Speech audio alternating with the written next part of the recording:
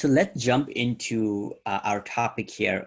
This is going to be a core of what we're going to talk about. This is around facilitation and coaching, and we're going to touch a few other areas. So let's just start with the facilitation topic. So you are a facilitation enthusiast. You love facilitation and teaching facilitation, and I've seen you facilitate great trainings, learning workshops, meetings. So what is facilitation? What does facilitation bring, and why is it important? So if you can share with us. Yeah, I like shifting what people think about facilitation or don't Mm-hmm. think about facilitation. You know, Mm-hmm. so leading meetings, leading classes, being in a group of people where someone is in the front of the room, Mm-hmm. directing the room is a pattern that we've all seen all of our lives and Yes. done to different degrees. But oftentimes we take on what's been modeled for us without any intentional use. And so we Mm-hmm. forget that, or we don't even take the time to back up and say, hey, how could we do this better? So even Right. when you say I'm passionate about facilitation, I'm like, am I? Yeah. I'm Yeah. passionate about people understanding that you can do it better and that you have a bigger impact if you facilitate appropriately. Like Mm-hmm. really doing it in a way that leaves room for, facilitation is the practice that enables the group to really get to the outcome that they need to get to Mm-hmm. by showing up and leading them through a process, potentially through some Mm-hmm. structured activities, some structured being.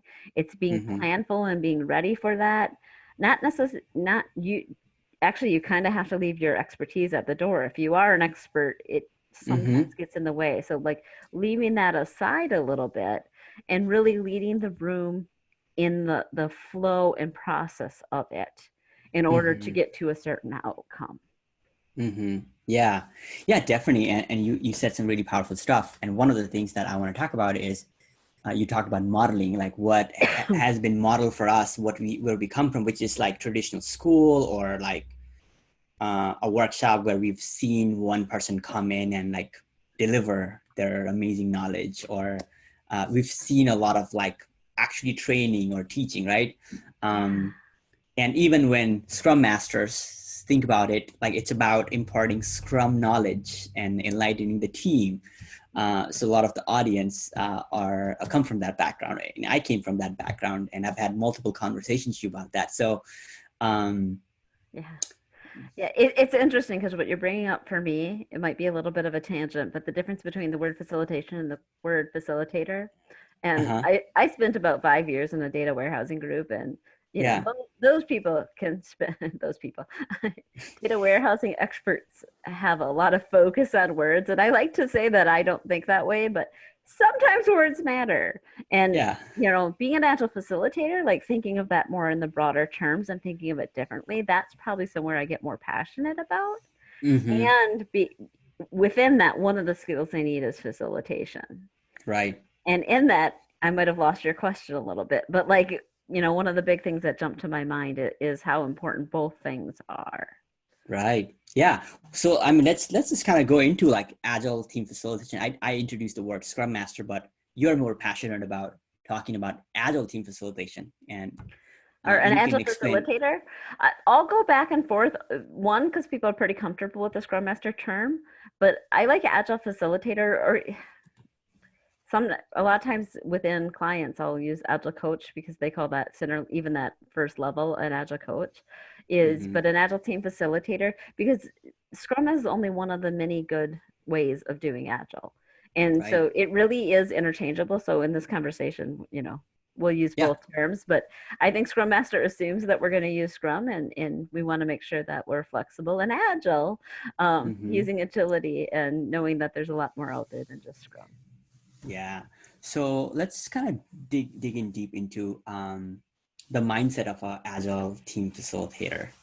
What is a good agile team facilitator? What are some attributes? What are their mindset? Yeah. You brought up before having a foundation of good knowledge of Agile and Scrum and Lean. Mm-hmm. Lean is another one that I would put in there. Having some Mm-hmm. base knowledge of it is really important, but it's really just your foundation. It's Mm-hmm. something that you should know and be able to use across a lot of your competencies, but it's really important to use more competencies than that. That's just kind of your toolbox, as Mm-hmm. you look at that, again, the practices of Agile. That's just having an awareness of those. Honestly, Mm-hmm. you can look those up on the Googles and Yeah. find almost any answer you want about the Agile practices just like that. So Right. where a good Agile facilitator comes in is what they can do with it and how they can bring those to people. And so they Mm-hmm. use a lot of the skills, and I'll often use the Agile coaching framework from the Agile Coaching Institute, Mm-hmm. and really that talks about the different competencies with professional coaching, facilitation, teaching, and mentoring being four competencies that you really want to see strong within an Agile coach. Mm-hmm. Again, three of the four competencies you use that base knowledge really, really strongly, but it's Mm-hmm. really about using all of those skills to help Mm-hmm. your team be successful and grow more. Because it has the biggest key of it, the thing that makes Mm-hmm. an Agile facilitator great is that they Mm-hmm. learn to focus on the team. Right. And with that, delivery gets done. Because that's one of the things that people a lot of times get off is that they think, ooh, it's all about people. It's not about delivery. And it's Mm. about both. It's about both. Yeah. When you focus on people, delivery happens better. More Yes. gets done. So it's Mm-hmm. not about people at the expense of delivery. It's about people so delivery happens. Mm-hmm. When we Nice. focus on delivery and ignore people, you Mm-hmm. actually harm delivery more in the end. Yes. Yes. Yes. That's powerful. You introduced the Agile coaching framework. So we're going to come back to that, but I want to kind of, talk a little bit more about like, okay, from a facilitation point of view, like let's talk about the general template, and this is what we do part of our class, right? So coming up with who, what, why, when, where, and I understanding who the meeting sponsor is and how to like start the meeting, get the work done. So like let's just kind of dig in deep into that framework. So how do you teach that to somebody who's um, maybe somebody who hasn't dug in deep in the facilitation as a standalone work? Yeah. Well, so you use the term sponsor, and that's probably the place to start. Is like Mm-hmm. we often, again, modeled is we often have meetings on autopilot, and Mm-hmm. they're often we don't step back and say, hey, what do we want to do this? We may be the one who's prompting the meeting, or it might have been say, hey, it's time to do this, so and so tells us it's time to go have this meeting, so we go and do that without Mm-hmm. stopping and pausing and saying, hey, what is it that we do? So often in my work in companies, one of the first things we do is a little bit of a meetings inventory, because there's regular meetings that happen, and everyone's lost track of why they have it or who started it. It's Mm. really important to know who this meeting is for and who it is, who's your sponsor, who's the stakeholders. Two different questions. There'll be Mm-hmm. stakeholders for a meeting, like who's vested in it, and then there'll be a Mm-hmm. sponsor who's really the person that Mm-hmm. triggered it, who wanted it, who the meeting's for, Mm-hmm. and understanding what they want to get out of it. Because like one activity that we do often when products are starting off or at a pivot point and they want to relaunch is we'll have some kind of product charter or team charter. Like we'll do activities like that, and there's some very Mm-hmm. scripted purposes for that meeting. But if you Mm-hmm. talk to a sponsor, like the person who's really asking you to do that, they likely have other agendas in mind. Like Mm-hmm. team might be new to the company and they want to be able to uh, get them on board and them understand the company culture.